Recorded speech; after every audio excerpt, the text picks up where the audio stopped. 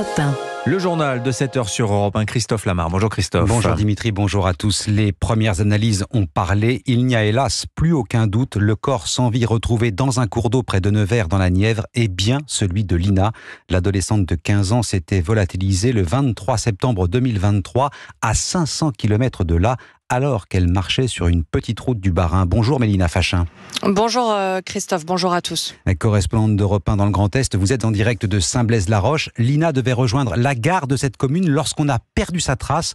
On imagine que la nouvelle qui est tombée hier soir suscite encore beaucoup d'émotions ce matin. Oui, évidemment, les habitants du coin que je rencontre depuis ce matin sont sous le choc, émus.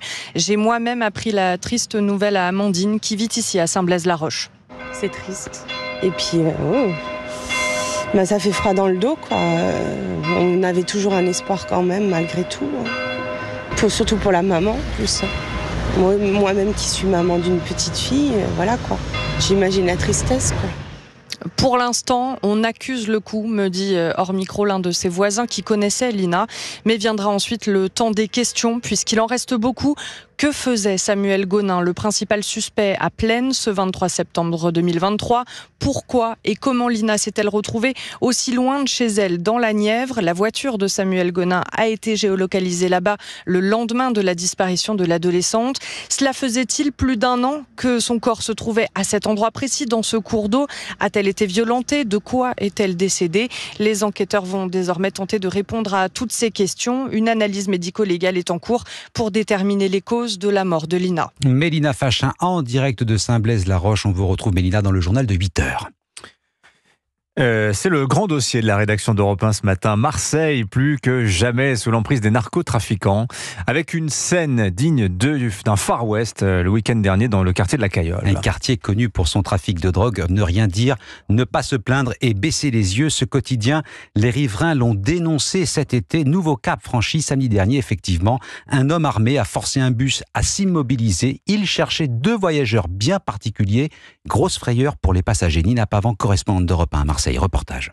Samedi, en fin d'après-midi, un homme armé à scooter se met en travers de la route d'un bus. Il cherche 2 jeunes hommes présents à bord. Ces 2 passagers se couchent et crient au chauffeur « Démarre, démarre !»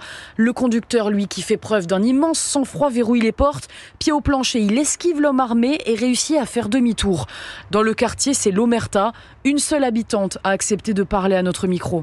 Les gens, ils étaient terrorisés, ils ont demandé au bus de faire le tour. La France, de toute façon, il n'y a pas qu'ici, c'est devenu le Far West. Une peur qui gagne aussi les conducteurs de bus. Régulièrement, ils doivent zigzaguer entre les barrages routiers mis en place par les dealers, comme en témoigne Laurent, chauffeur sur cette ligne depuis 15 ans. Au quotidien, quand on arrive à la Cayolle, c'est vrai que maintenant, on regarde à droite et à gauche ce qui peut nous arriver. Je me suis mis à la place du chauffeur, oui, je me suis dit, ça aurait pu être moi. Si les 2 jeunes à l'intérieur aussi étaient également armés, ça aurait pu partir en fusillade, oui. La préfecture de police et la régie des transports évoquent de leur côté un incident isolé, bien loin de ce que nous ont dit les habitants de ce quartier. Et cette ligne de bus n'est pas la seule concernée par cette insécurité, comme nous l'ont confié plusieurs chauffeurs. Marseille, Nina Pavant, Europe 1. Et Nina Pavant que l'on retrouvera dans le journal de 8h. Et sachez que le ministre de l'Intérieur semble mesurer l'ampleur, pour ne pas dire la prise de pouvoir des narcotrafiquants. Bruno Retailleau veut mettre en place une stratégie globale de lutte contre le narcobanditisme à l'image de ce qui a été fait contre le terrorisme. C'est peut-être le début d'une longue procédure judiciaire. Walida, le principal suspect dans l'enquête sur le meurtre de Philippine, refuse son extradition vers la France. Il est actuellement en détention provisoire en Suisse, lieu de son interpellation, puisqu'il a été appréhendé en gare de Genève alors qu'il venait de quitter le territoire français. Jean-Baptiste Marty, la justice française avait pourtant déposé sa demande dans les délais. Qu'est-ce que ce refus change pour la suite de la procédure ? Eh bien d'abord et avant tout, la longueur de la procédure, car les délais d'extradition vont être rallongés. Avec ce refus, on passe de quelques semaines, si Tao, le suspect présumé, avait accepté, à environ 1 année. Cela s'explique par le transfert de compétences entre autorités judiciaires suisses, comme l'explique maître Philippe Fontana, avocat au barreau de Paris. C'est à l'Office fédéral de la justice suisse de se prononcer dorénavant sur le bien-fondé de la demande française d'extradition. Cette nouvelle instance judiciaire suisse doit désormais se prononcer sur la forme et non plus sur le fond, c'est-à-dire plus besoin de prouver que le viol a bien été commis, mais même après cela, si l'extradition est validée, il sera encore possible pour le ressortissant marocain de faire de nouveau appel, maître Philippe Fontana. La personne mise en cause peut interjeter appel devant le tribunal pénal fédéral suisse et exceptionnellement devant le tribunal fédéral. Des procédures qui peuvent donc prendre au moins 1 an. En attendant, le suspect reste en détention provisoire en Suisse. Jean-Baptiste Marty du service police-justice d'Europe 1. La politique, la commission des finances de l'Assemblée a entamé hier l'examen du projet de loi de finances 2025. Premier volet, celui des recettes. Et les membres de la commission ont eu la main un peu plus lourde que le gouvernement. Au lieu d'être limitée dans le temps, la contribution sur les hauts revenus est pérennisée, Alexandre Chauveau.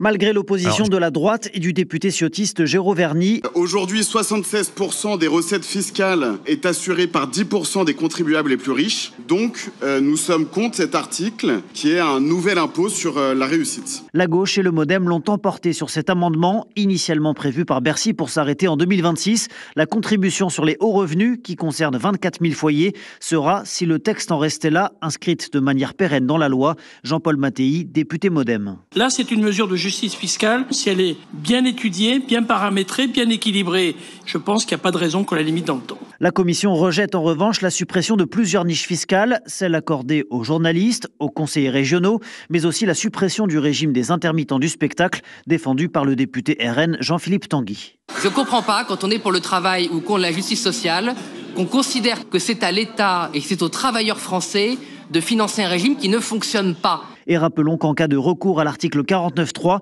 le gouvernement est libre de ne retenir que les amendements qu'il souhaite voir figurer dans le budget. Alexandre Chauveau du service politique d'Europe 1 et la commission des finances qui acceptent le principe de se transformer en commission d'enquête parlementaire pour lever le mystère du dérapage budgétaire. Et Michel Barnier dit qu'il veut la vérité à ce sujet. On va en parler avec Agnès Verdier-Molinier dans quelques minutes.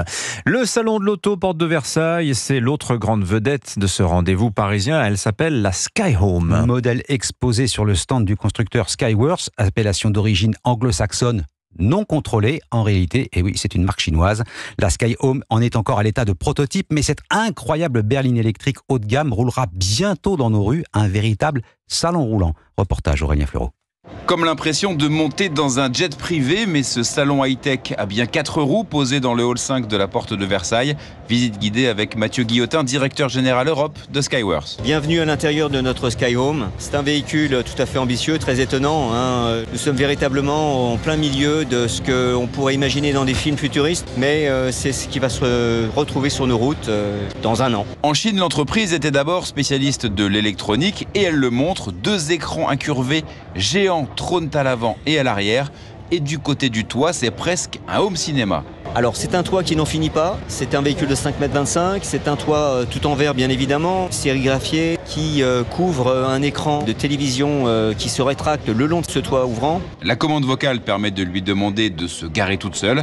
La berline de luxe se veut aussi performante sur la route. 2 moteurs électriques pour plus de 800 chevaux et une charge ultra rapide, près de 500 km récupérés en 10 minutes. Voilà, 500 km récupérés en 10 minutes, record à battre. Absolument. Merci beaucoup Christophe Lamar. C'était votre journal. Record à battre aussi. Il est 7h09 sur Europe 1 à suivre l'édito éco. On va parler, je vous le disais, du creusement spectaculaire du déficit public avec Agnès Verdier-Molinier. Ce sera juste après l'invité actu d'Europe 1 matin, l'historien Pierre Vermeuren, pour parler avec lui de l'offensive islamiste sur l'école en cette semaine d'hommage aux profs assassinés Samuel Paty et Dominique Bernard. Bon réveil à vous, bienvenue sur Europe 1.